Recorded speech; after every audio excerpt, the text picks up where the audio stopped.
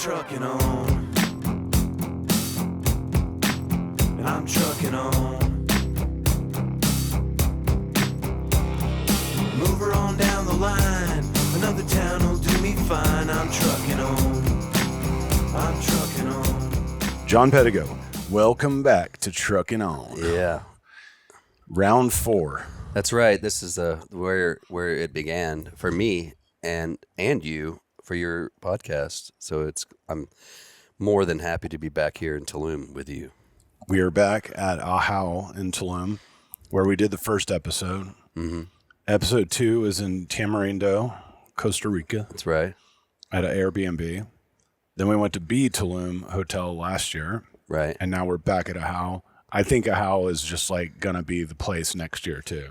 If you said that we were going to come here for the next all years, I am in.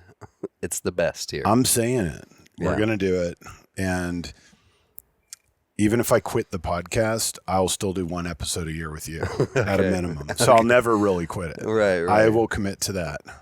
Then I'm always down.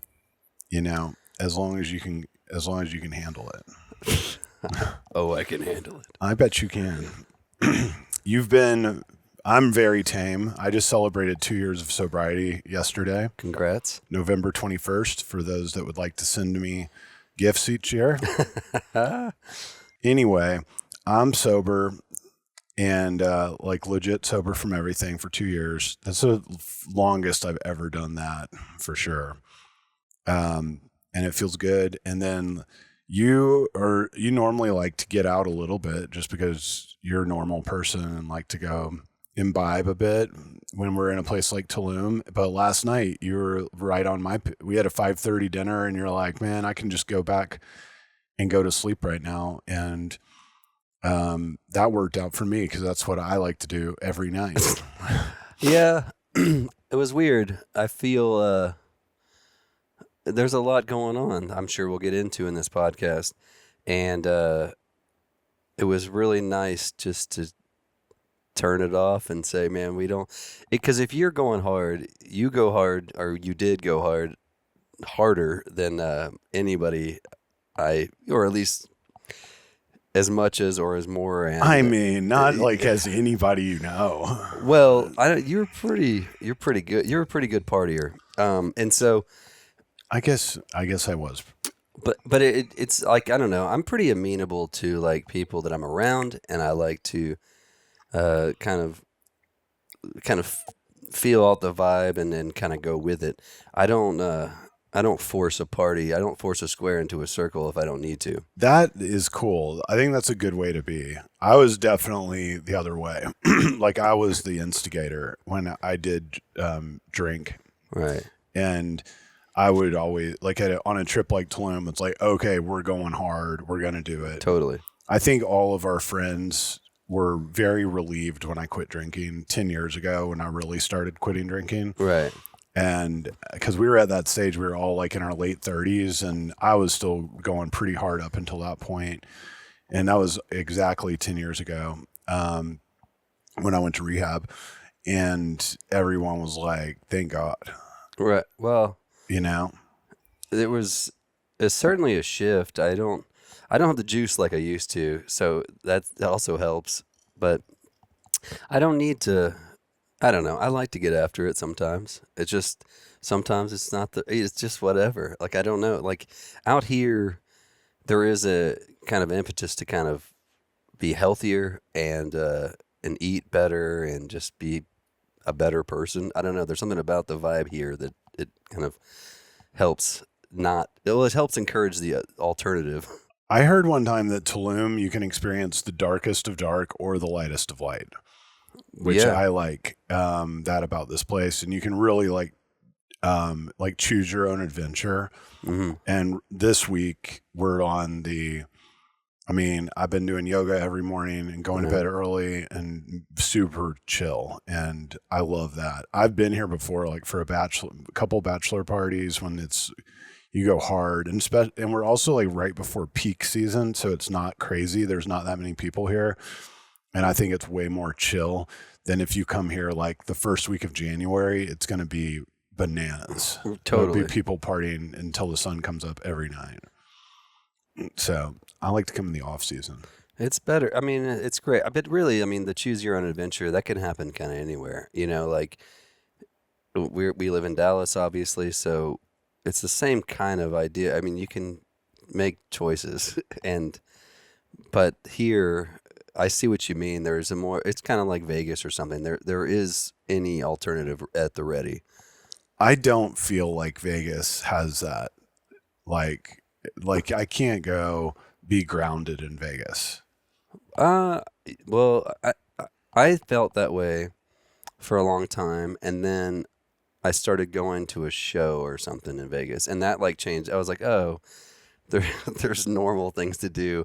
There's like museums you can go to other than just rage. And, yeah. And so, but here, I mean, there's a beach. It's an amazing beach. The food here is like incredible, and you can kind of live in that. Yeah. So, I guess we can first talk about the fact that we just bought the Allgood Cafe. That's right. It's quite an adventure switch, because I guess now we're 6 weeks out of it. That's crazy. It's been that long, and then also that it happened to begin with.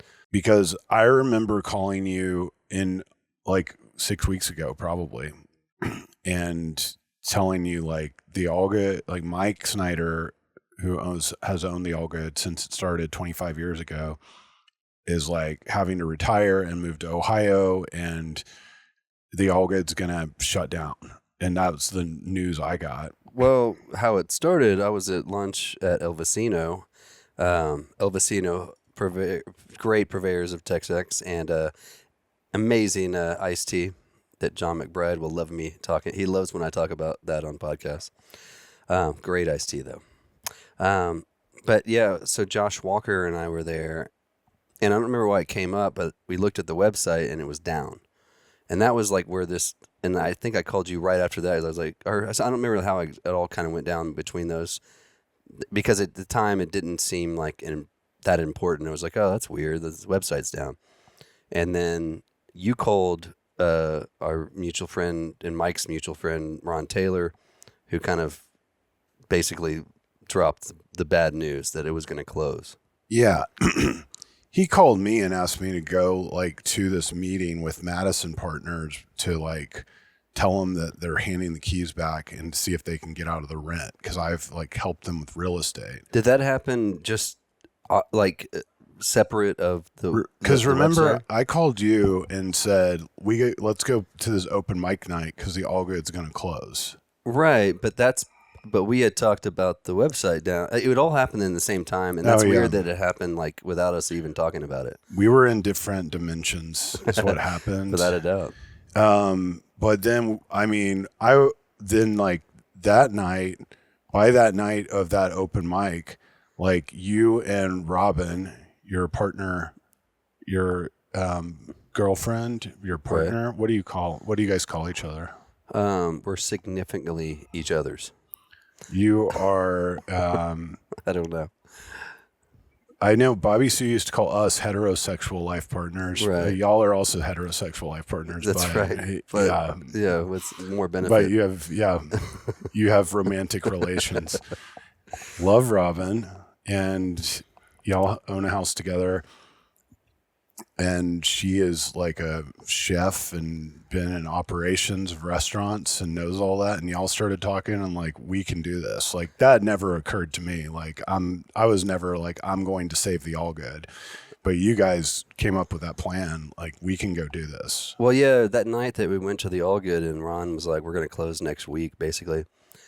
That's when I was like, well, I think that the Allgood Cafe is a necessary fabric in our culture, especially in Dallas, especially in an ever-changing kind of world where a lot of places are kind of fly by night and trying to keep up with trends and blah blah blah.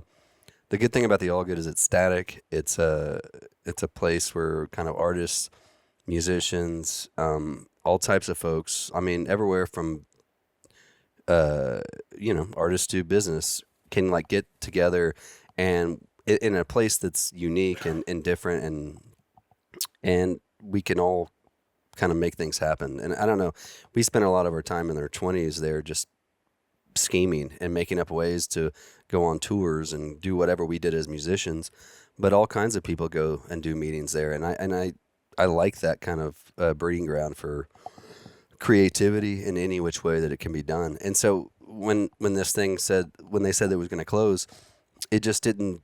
It seemed too unreal, and we had to make something happen. But like you said, it didn't occur to me when we heard this. It was just kind of like, well, how can we help some, it wasn't me buying the place. It wasn't you buying it. And it had nothing to do with us. It was just kind of like, how can we do this? And then Robin and I started talking, as we do on our patio and as we're yapping, well, why don't we just do it? And that's kind of, and then it was like, well, her background being, as a salvage kind of expert of restaurants and systems and, for restaurants or places that sell food and blah, blah, blah. Maybe we can help salvage this place and maybe we can fix it. And so I know nothing and I will never admit that I know anything about restaurants. I had no designs to own a restaurant, especially 6 weeks ago until this started. But I do feel the need to preserve a place like Allgood. And I do feel that it's necessary for what we're, for us as humans in Dallas, especially. Yeah. I worked there for 3 years. Yeah. And I've said always, it's my favorite job I've ever had is working there. It was so fun working there. It was the best job to possibly have when we were touring in Slick 57, because I would just get to go on tour. He didn't care. He wanted us to go on tour, and then I could come home, have a job. My shift there was always like 11 to 3 p.m., which is the perfect shift for a musician, because we could play with the Sioux every night. I mean, I could play until 2 o'clock in the morning, get home at 4, and still have an okay night's sleep. Yeah. And but it's awesome. And good on you and Robin for stepping up and then and coming up with the idea to go save it. And then I was definitely like in when y'all are like, we can do this. Like, okay. Yeah, but it doesn't happen without you. It's a pretty great trifecta, because Mike, obviously we love Mike and his how he controls things, and he is a control freak to a certain degree. For sure. And he wasn't going to just give the keys to some rando, but like you work there. Robin knows what she's doing, and he relatively likes me. So it was like we could actually make something happen where he was okay with the transition, because no one wants to work on something forever and give it away. Like that. Like I imagine that when we do that 25 years from now, hopefully, it will be bittersweet for us too. Like I don't even know what that will feel like, but I imagine it'll feel like he felt when we went to Bob's the other day and kind of talked about this. Yeah. Man, it's cool though. I'm super excited. And I mean, we all have awesome ideas like how to preserve it, but also upgrade it and elevate it. And I can't wait to see what it's going to be like with new sound system. And Mike used to book the best bands there when he was an actual concert promoter and booked awesome bands all the time back when it opened. Like for those first 10 years, he was really booking like hardcore, booking great acts in there. And then I think he just stopped booking bands at some point and that kind of fell off. But I think to revamp the music there, I mean, there always was bands, but I think like get some new acts, high quality acts coming through there, get a new sound system, get some new lighting, right? Yeah, that's the idea. If we can kind of upgrade that, it'll help kind of the nightlife, because the breakfast and lunch there is pretty great. But I mean, Mike, like the sad part, it was that he had a stroke and he couldn't he couldn't hear new music, right? Like That's right. That's what happened. That was the catalyst because he couldn't. When was that? 10 years ago or something? Or like Yeah, well, he had cancer, of course, and then he had a stroke after that. So I would say it was like 6 years ago, really. And so when that kind of happened, he couldn't hear things correctly, and I feel like he couldn't book new things because he was just like, I don't know what I'm hearing, and which is fucking sad because he's maybe the greatest lover of music I've ever met. Like of actual just. Oh yeah. I've never met anybody that he's like a musicologist, but not in the sense that he just knows shit. He actually can. He just loves it, and how he talks about music is inspiring in a way because I don't feel like about music he does because I'm in it, you know. But I mean I love music because that's what I do. But like it's just funny. Like, his like appreciation for like bands and all the concerts that he went to, and he grew up in prime time, so you know, like in the 70s basically, and going to all those shows. But yeah, that sucks. And his stroke caused him where he couldn't hear new music. He could not process it, but he could still hear old music, thankfully. So he could listen to like all of his favorite music from the past. But if it was new music he never heard, it's like his brain could not process it. And that's exactly what happened. I forgot about that. Yeah, that's like, I mean, for a guy like that, that's the saddest. That's the saddest thing. And he brought, when he was promoting, like he booked the first Wilco show, the first old 97 show, and like and bringing all of these like badass bands like Los Lobos, Steve Earle, Lucinda Williams to Dallas, and they were not coming to Dallas, I don't think. And I think he booked Uncle Tupelo. Yeah, maybe. he booked. So yeah, when he started, he was coming in. He booked Uncle Tupelo and Wilco's first shows in Dallas for sure, and Sunvolt's. But what? So no one was doing things like that. I mean, he brought Ray Price to Sons of Herman Hall, in a time that Ray Price was not known anymore. He was doing things that were really amazing. Like he was showing me the other day these old scrapbooks that he had, and so. In these scrapbooks were like each year by year at his Saturday Night at the Suns, what he called it, and in there would be like a picture, like the show poster, and then a pictures from the show, and then the letters he would write to press, local press, and it would be like meet Wayne Hancock or meet Junior Brown, and then basically send like bios, and it's stuff that publicists should do and don't always do, but he was doing that to help. Not only like build up the show, of course, and get press, but really just to kind of introduce music that he loved to the people that he wanted. He just thought people needed to hear this music, and there is altruism in that. Obviously, he wanted to not lose money, but like he was trying to build a scene, and he really did it in the 90s. It was really pretty magical, and that's why it attracted us to him. Yeah, we were trying to get in on his radar. It took years for us to get booked, like a couple years at least, of calling him all the time and trying to get him to book our bands, from the Fenders to then Slick 57, and then he eventually started booking Slick 57. I remember he booked us at the Tea Room on like a Tuesday night or something. In that small room, he was doing there was like a rockabilly night they were trying to do or something, and got in there. And he loved the Sues. That's when we really became friends with him, because he would come to all of the Boys Named Sue shows. But yeah, he is the man. And then the other thing is the food is fucking awesome. Oh yeah, man. Like it always has been. The fried chicken, unreal, is your favorite and mine anywhere in the world. The mega egg sandwich I get every day I go there now. Yeah. I moved all my business meetings to the Allgood when I'm in Dallas for lunch at least. And I should move it to my dinner meetings there too. Yeah, man. And I get the mega egg sandwich every time. It's so good. It is really good. And simple so but good delicious, you know. And you can go healthy or you can go unhealthy. The breakfast is the best. The pancakes are the best.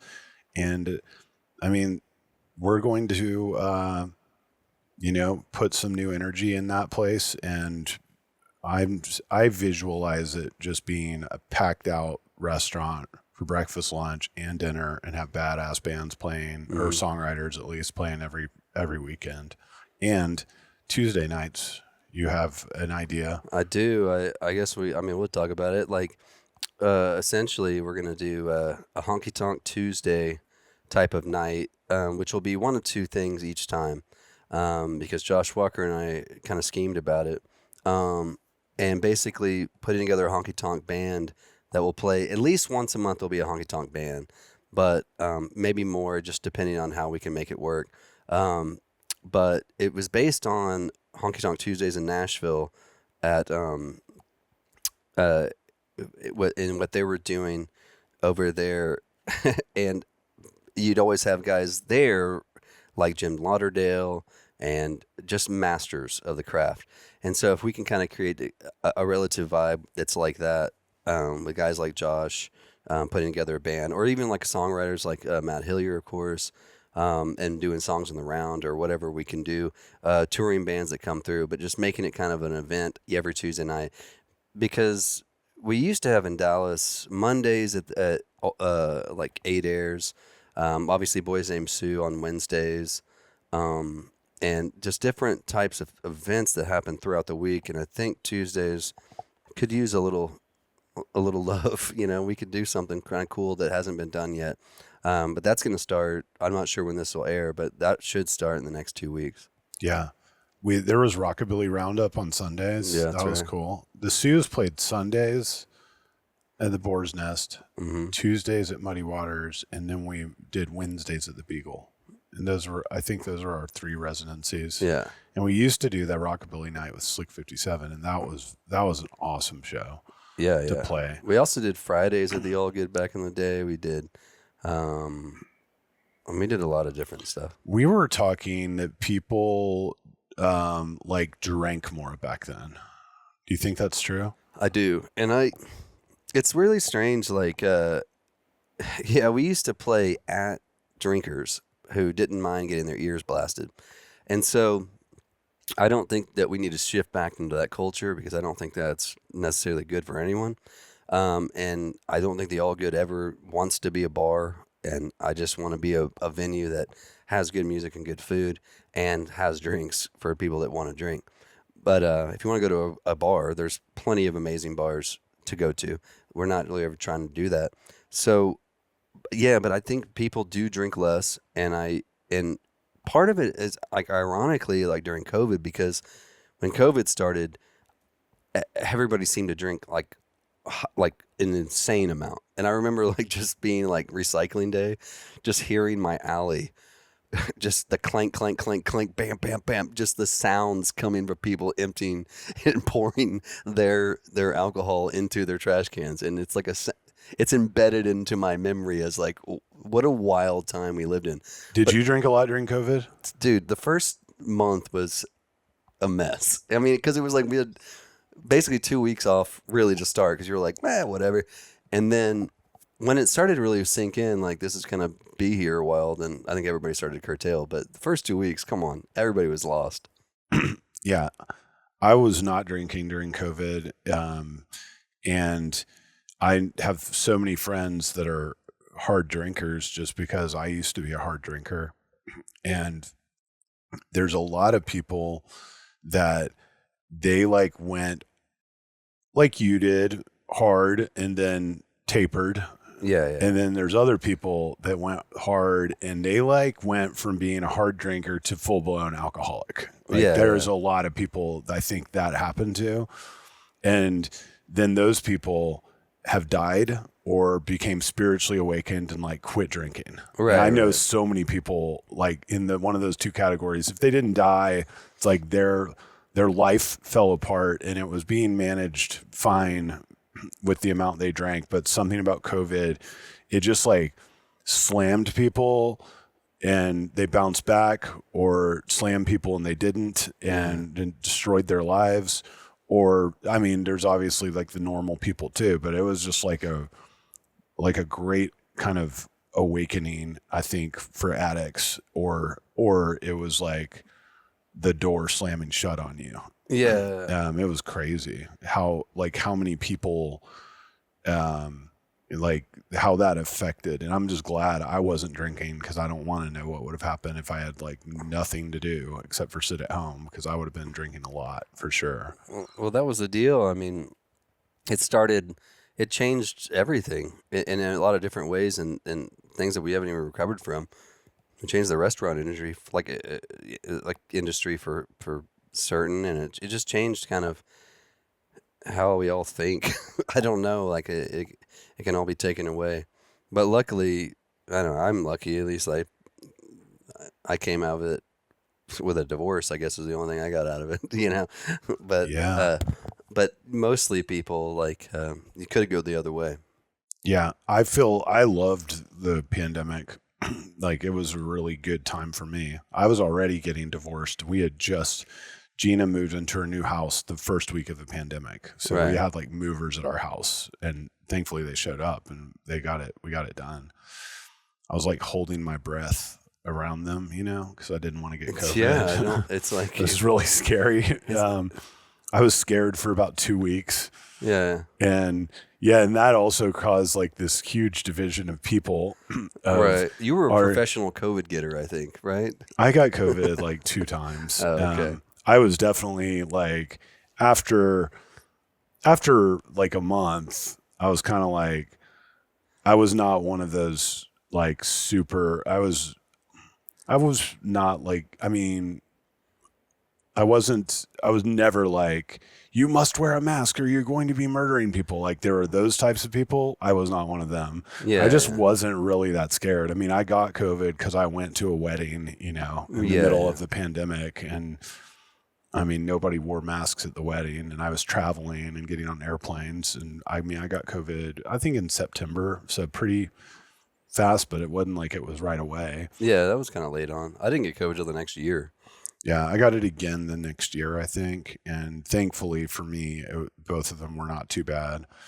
But that was crazy. And then I feel like, I don't know, it's weird for me because I have social anxiety already, just from being used to drinking all the time, and going out sober all the time is already like weird and causes a little bit of anxiety, less each day, I would say. But COVID kind of like compounded social anxiety, I think, for everyone, because you're like got used to not being around people all the time. And then it became like, and it still is. I mean, there's so many more meetings that take place on Zoom calls than they used to, and stuff like that. And that's just a weird thing. Well, I think it only accentuates, it sped up the process of AI driven things, and you know, because we got used to being alone and isolated, so therefore we didn't need to do certain things. I mean, it's like I would say that would be the worst thing that happened out of COVID was was that we weren't getting to hang out with people and having actual real life interactions. I came to Tulum in October, and I had just recovered from COVID, and it was so awesome to come here, because Mexico had like zero mask policy, and everybody was just like out, and it was normal. And that was October. So after basically living in a cave until October, to like come to a place and there's people everywhere, it was really cool. It was such a good feeling to be around people again. Although on the flip side of that, I heard of people that went to sorry, fixing this mic. Okay. That went to Mexico and had COVID and got isolated into rooms where they couldn't leave resorts. And so that's not bueno. Yeah. And a lot of people, I made a lot of friends. I think I was in Tulum for a week, and there were all these people from all over the world that were here. And then we were just all socializing and hanging out with a lot of people I'd met there. And a lot of people were like moving here, and I thought that was so cool. If I did not have kids and like getting divorced and all of that, like that, if I was just single dude, I would definitely have considered moving here or something. And there's so many people doing that, but a lot of them got COVID during that trip. Yeah, I'm sure. And like when the trip was over, all of them had COVID, but I couldn't get it because I just had it, thankfully. And that's fun too, to get COVID and then recover from it. And then you have like a free pass for a while. Like, I'm good. Yeah, I'm good. I got the antibody. Right. Like, no, you're not good. You have to get a vaccine. Then you hear that. Yeah. And I was like, no, I got the antibody. Yeah. COVID, the only I don't know. It took away some opportunities, it gained some opportunities, blah, blah, blah. We were supposed to do Tonight Show with Josh Walker, and that got taken from us because one of the guys got COVID and then we got it. Anyways, we ended up doing it, but it was later and blah, blah, blah. It changed. It just kind of made things more difficult. And then, but what are you going to do, man? Man, it was crazy. On the other side of that, like now here we are years later, it seems like the strangest time. Like we've kind of lived through this really strange thing. And in 100 years or whatever, they're going to talk about COVID and I don't know what they're going to say because of misinformation and who knows what and who knows really what was real or not. Because truth is not truth anymore. That's true, man. I'm glad it happened, though, other than the people that died because of it. Obviously, that sucks. But for me personally, the experience was really good. It connected me deeply with my children. I stopped traveling. I was traveling so much for work, like twice a week, every week. And I was always on a plane and going at this breakneck pace that would have caught up to me eventually. And I was like forced to stop that. And then that just really, I think, saved and strengthened my relationship with my children. I'm so thankful for it. And also, like, I wrote a book. I got deep into my spirituality practice and meditating and read a bunch of books and all of that, like stillness and quiet time. I needed it so much, and it changed me, and I require that now, and I make time for that in my life now. And I wasn't doing that before, and that's just totally 180'd my life.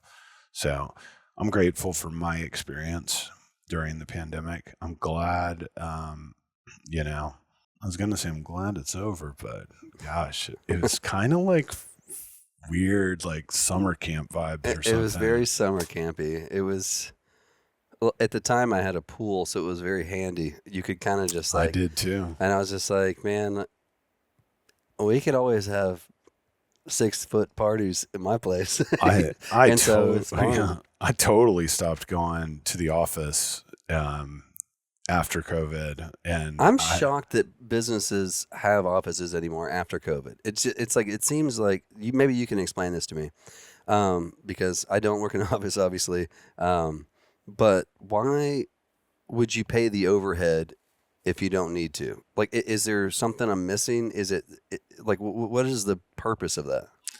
I think there is a resurgence of people going back to the office. Right. And like, I don't know. I think some people never left the office, but I did. And I know my friend Craig Powell, he was a CEO of a company, and he shut down all of their offices, put them up for sublease, and they went totally remote everywhere. And he was a big believer in that. And I always went to the office on a pretty minimal level anyway. I would just go in the mornings, and that was kind of my thing. But I was already set up remote because I traveled so much. But now I do kind of like get anxiety going to the office because once you don't go, it's just like, I may as well be just like going to the first day of work because there's so many new people there and everything. And I love working from home. I always have, really, but COVID just consecrated that for me. But I know people that love to go to the office and they can't work from home. Like, they're not disciplined to work from home. Right. And then I think training people is better when you can go to the office, but I have a team, thankfully, that I train people who now train people. So they still have to go to the office to do some of that. And Some people love it, man, and they were like going to the office all through COVID, and I don't know, I've never been one of those people. Yeah, I guess like a lot of people want to get out of the house and it's easier to kind of separate life and work, I guess. I don't know. I'm a music producer and I have my own studio at my house, so I like doing it. I like to be, I don't know, I guess I have my own studio separate from my house, but I like to not go far. I don't want to, Yeah. I don't hate driving.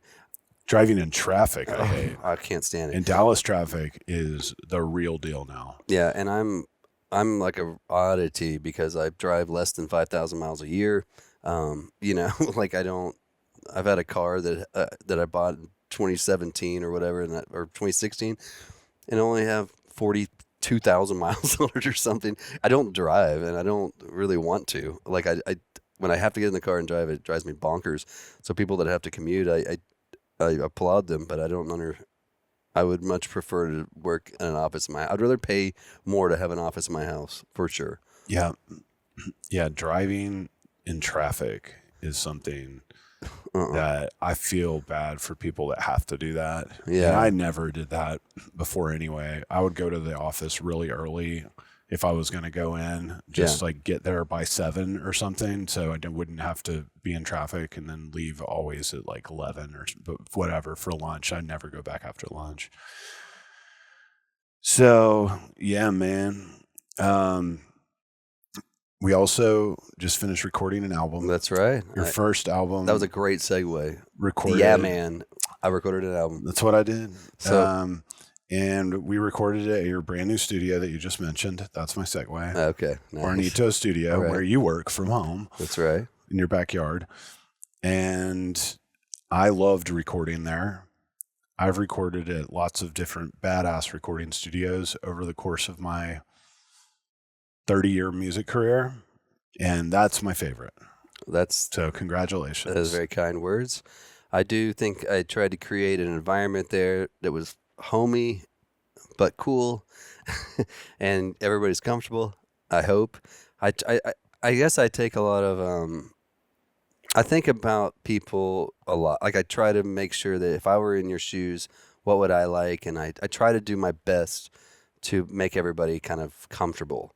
And sometimes to a fault, because you can't make everybody happy, but I did want to create a space that you could comfortably do whatever you wanted to do. And luckily your work ethic is in the studio is pretty easy. It's like you go in and you don't really mess around, which is very nice. Who, me personally? Yeah. There's not like a lot of like questions. It's more like you come in with your song and I don't know. You're really good. Like, I mean, you're really solid at delivering. Like, say you do a vocal take. It's rare that I can do a vocal take in 2, maybe 3 takes on the first. Like, and that's kind of your master, and then you can double it in one go. I don't know if anybody I recorded is that efficient. Like that, it's pretty nice, and it's like, oh man, we can do a vocal and a double because you always double your vocals. That fast, and that's like it's literally a cakewalk. It's like, oh man, this is so easy because a lot of times that's pretty tedious to like make sure everything is just lined up. Do you think that's because I'm such a good rapper? Yes, I do. I think your rap history kind of helped you kind of get your cadence down, learn how to double, and like like remember that. Yeah. But your cadence is good because you do sing like you kind of sing like a rap. I rap. I kind of do some talky, rocky, rappy right. singing. Like, for sure. And so, but it's really handy, at least for my perspective. It's like, oh man, this is like pretty easy. And then just making sure the music kind of matches the vibe of whatever you're talking about. And that's the trick. But the album, I think your album is really good.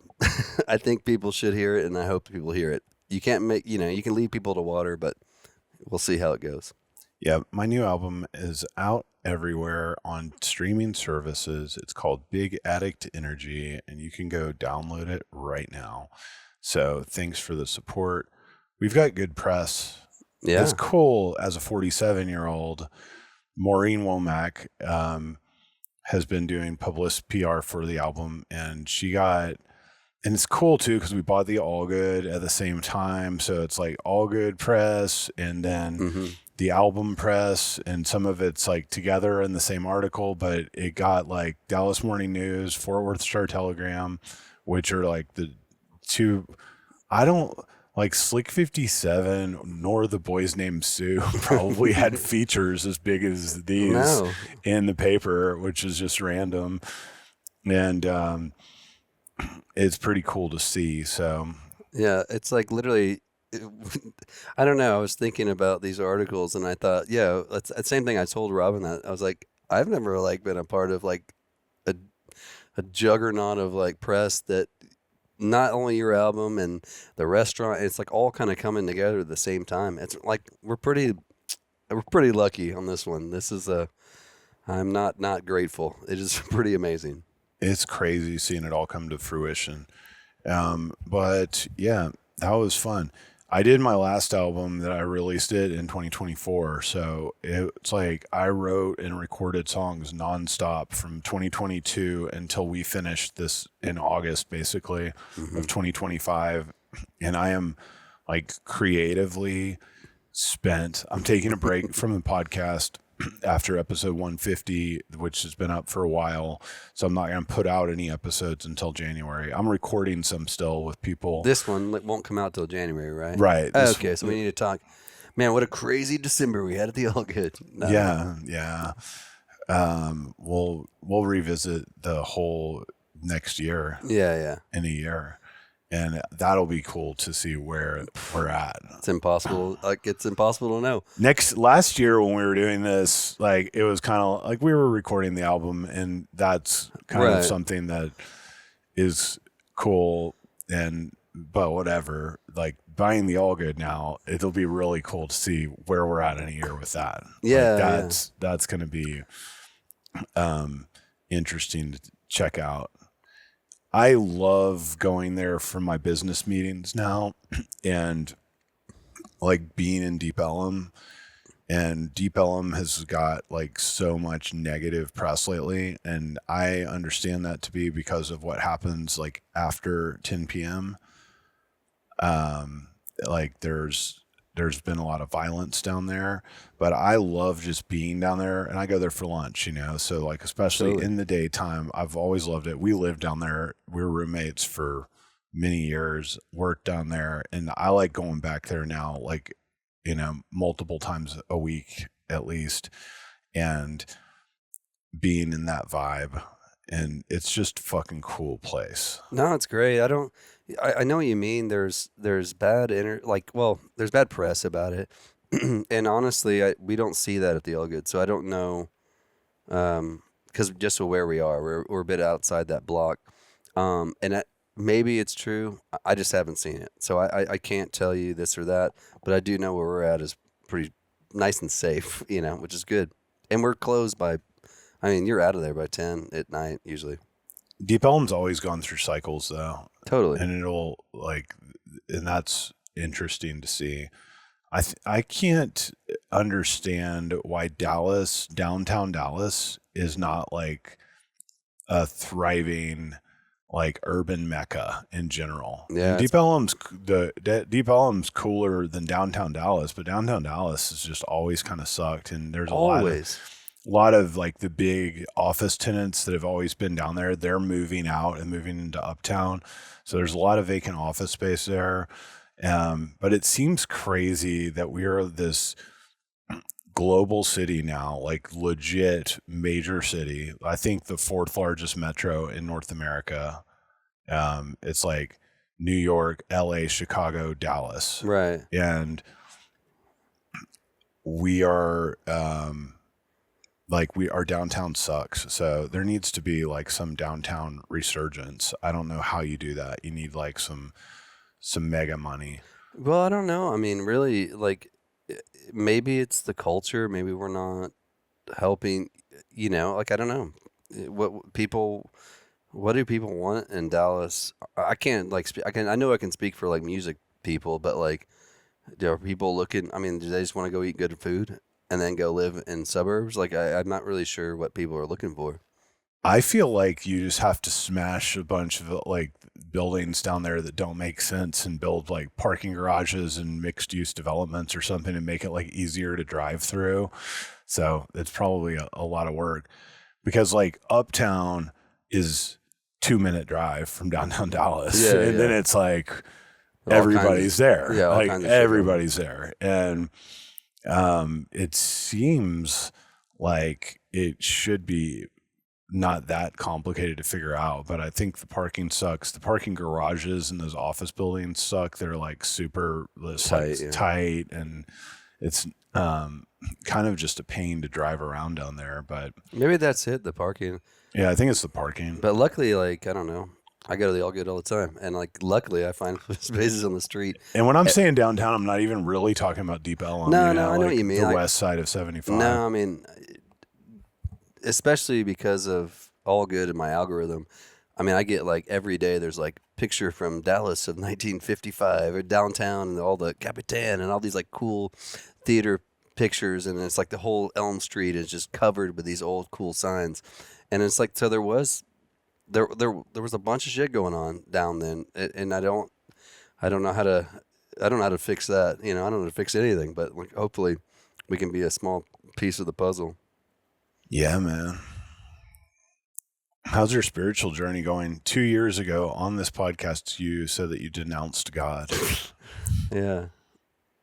I had a pretty dark night a couple of years ago where he seemed to have left me by the wayside, and I don't know.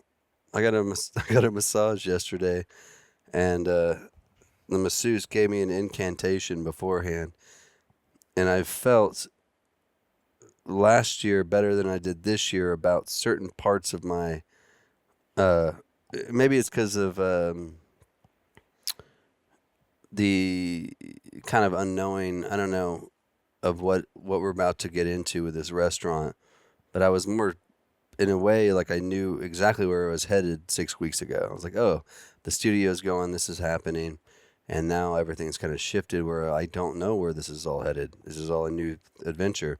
So spiritual journey is TBD. I wish I was more in tune than I am, but my energy is all shifted into how do we make a restaurant work, and it's like really, I really look forward to getting my balance better, and hopefully I can sooner than later, because I don't really dig like where my body's at. I feel like out of whack, and especially being down here in Tulum where we are on some kind of ley line, I feel that I'm not in tune like I was before. And I don't like that at all. And so I'm trying to... Like last year? Last year, I feel like I was at least more... what's the right word? Like, I can't think of the right word, but I was more in tune than I am this year, only because I'm at all... Like, I don't know, in a weird way, like what I'm doing. So, and this is really just personally because I'm in the restaurant biz now, and I don't really know what that, like, I don't know what it means. And so I'm not lost. I'm just like trying to make sense of it. And so I can kind of handle all the different realms, and I don't want to mess anything up. Yeah. Yeah. You were like kind of, I mean, you were building the studio still, weren't you? Yeah. A year ago. Right. And I just started building. We were recording there. We recorded in my old house, and then I was just started building the studio this time last year. So I kind of knew at least where I was headed.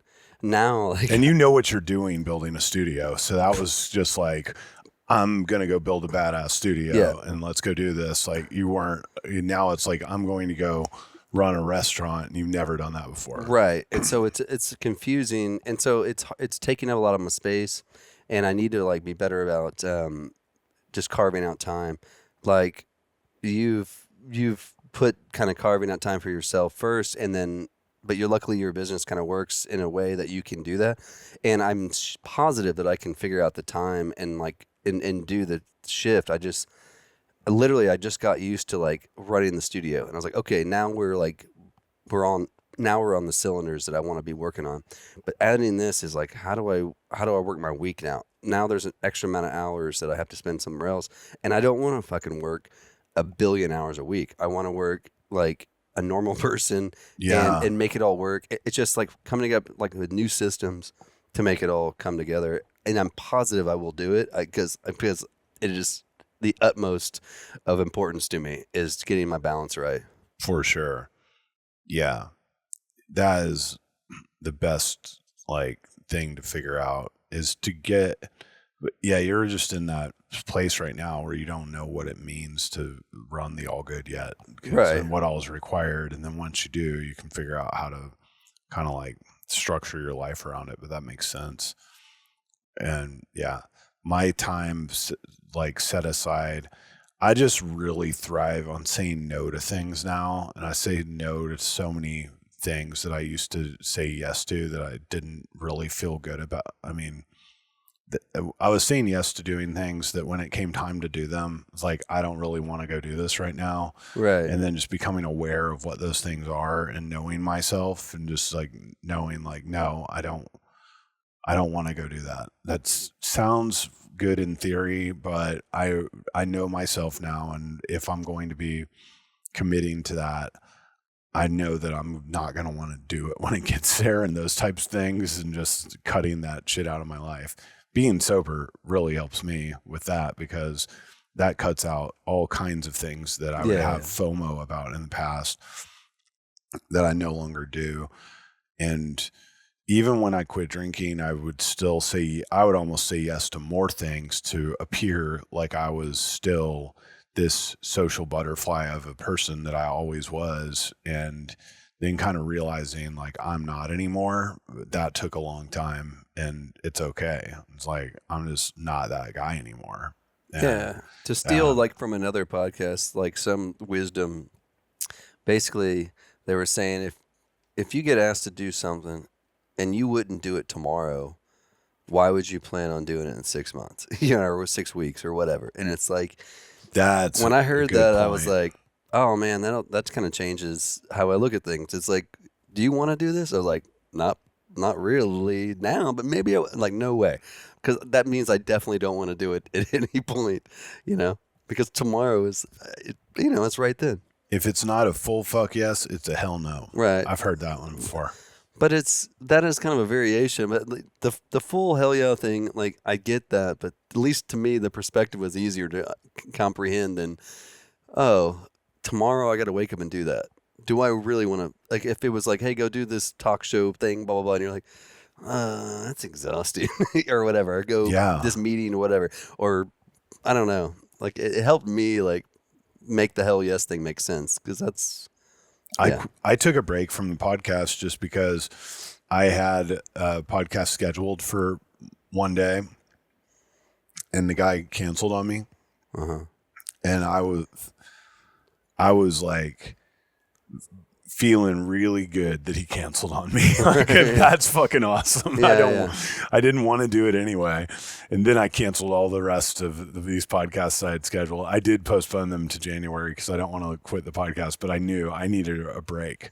Because I was doing like one or two every week for a long time. I mean, I released one a week from January of 2023 until October or something of this year. And that's just a lot of fucking podcasts. And a lot of them are an hour and a half long probably. So that's a lot of talking that you do. And it does. We were talking about Joe Rogan, like how he does his podcasts, like that requires so much energy to the amount of podcasting that he does. So respect to him and anybody that's podcasting that much. I see the future of Truckin on being like, I'm losing all like discipline around having an episode come out each week. And it's more just like the full fuck yes method of guests and then like being super conscious around like my energy. And even if I want the guest, like, hey, I'm not doing one every week though, because that was just starting to wear on me. So I don't know where it goes to. And I just don't even know if it'll be consistent. It might be like some months I might want to do one a week, and then Right. I might want to take a month off. So Yeah, I mean, everybody's different. Like sometimes, I don't know, if you're starting off, you kind of have to have the discipline to do it every week. You got to like do things like constantly until you wear yourself down. I mean, it makes sense. That's like, what you're doing at the restaurant right now, too. Without a like doubt, you man. just got to be there every fucking day, basically working on it and being it in consumes me. I look at the numbers like every hour. I'm like, what are we doing? What's going on? You know, but I gotta know this amount so I can eventually relieve, I don't know, my own self, I guess. I had a question. Yeah. You've been writing all of these songs in your songwriting group, Right. but you haven't put out anything yourself. You recorded like 4 albums for Josh or something in the last year. Like you guys are always recording. You recorded my album. You're recording all these other people's albums. I know you've been writing a bunch of songs and you always have. I guess you have the Armchair Rebels thing. Right. Like, is that still going, or like what is your music career looking like for you right now? Right now, like I'm trying to determine what that is. If I had it my own way, I would have, I could tour when I wanted, you know, I could do a lot of different things. Unfortunately, I do have Armchair Rebels. It's kind of a rock band, it's 90s rock. And so the songs that I kind of choose for that are the ones that I've written, yeah, you're right. I've written like 50 songs in the last year. So, in the last 2 years, I've written, 100, whatever. And so I will say that I choose the songs based on how rock and 90s they are for Armchair Rebels.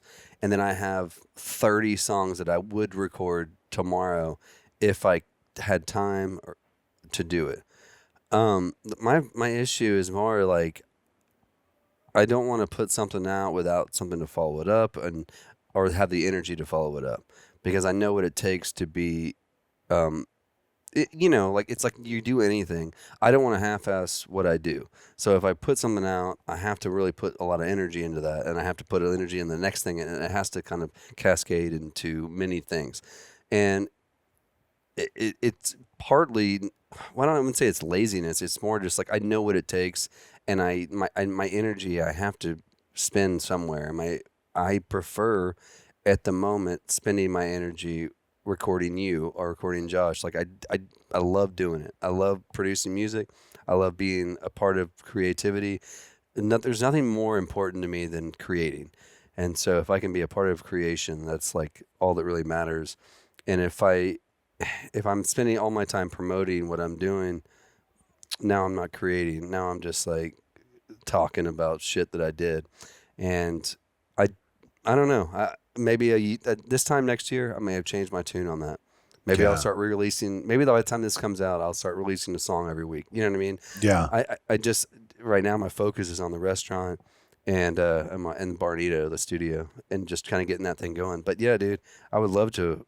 I mean, I wrote a song yesterday and today. You know what I mean? Like 2 songs or 1 song? I wrote 1 song. I haven't fully finished the actual tag on it, but like I feel like I'm 99% there. What is it?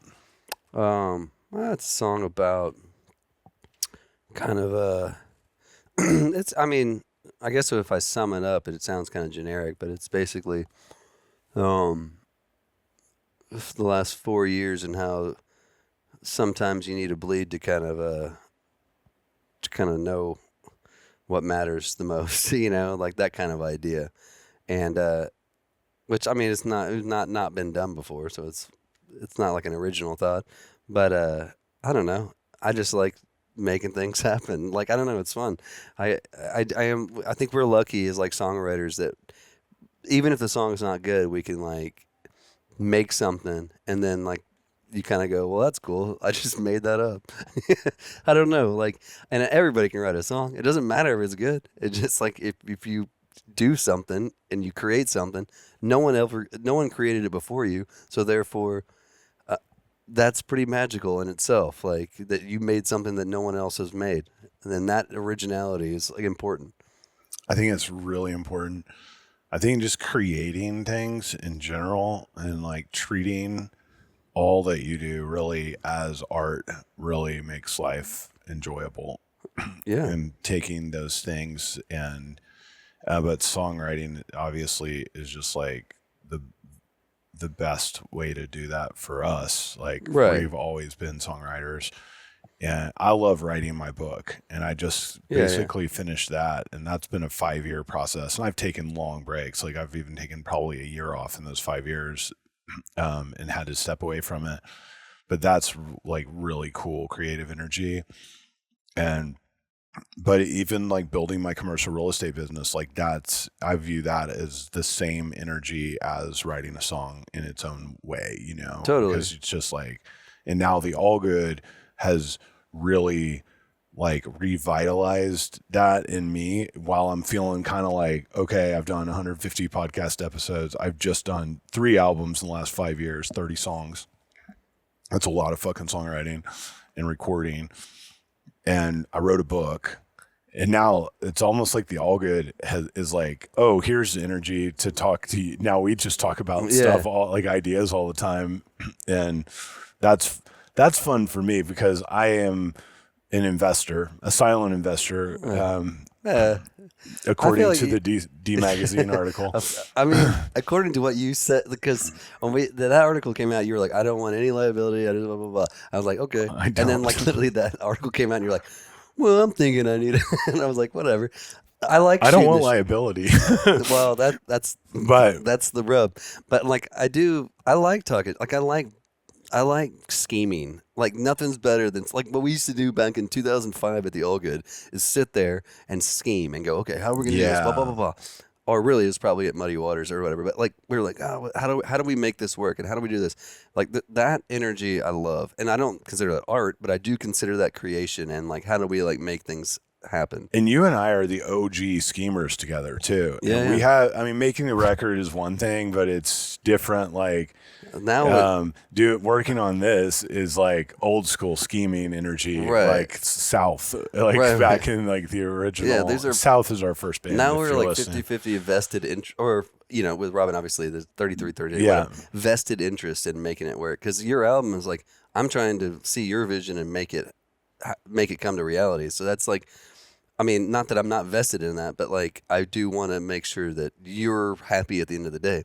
And I just have the, like, my album, it's like, I want it to sound like this. Right. And like, you're going to give me ideas and I might agree with them or not, but ultimately my decision. Right. This I like because me and you are really natural at doing this. It's like, I can come up with an idea that you might not get. And then we can talk about that through that and come to a compromise. And we've always had to do that in our bands, but we haven't really done a band together like where we made decisions like since like 2009 or something. Like it's been a long time. Like we really, I mean, I guess we did that. We recorded the Sue record in 2021 and that was pretty easy peasy, like jumping back into that, like let's write songs, boom, do this. But even that, we didn't go like play shows and like have any strategy. We just made a record. And but this is fun, dude. I'm excited about the next year. I know. This is like my favorite thing to do with you is come here to Tulum and let's go hang out on the beach and relax and enjoy this perfect day. I'm gonna send Logan some of the stuff, but I don't know if I still got you. But come out to the Allgood. Come out to the Allgood Cafe, and thanks for trucking on. Word up. Peace.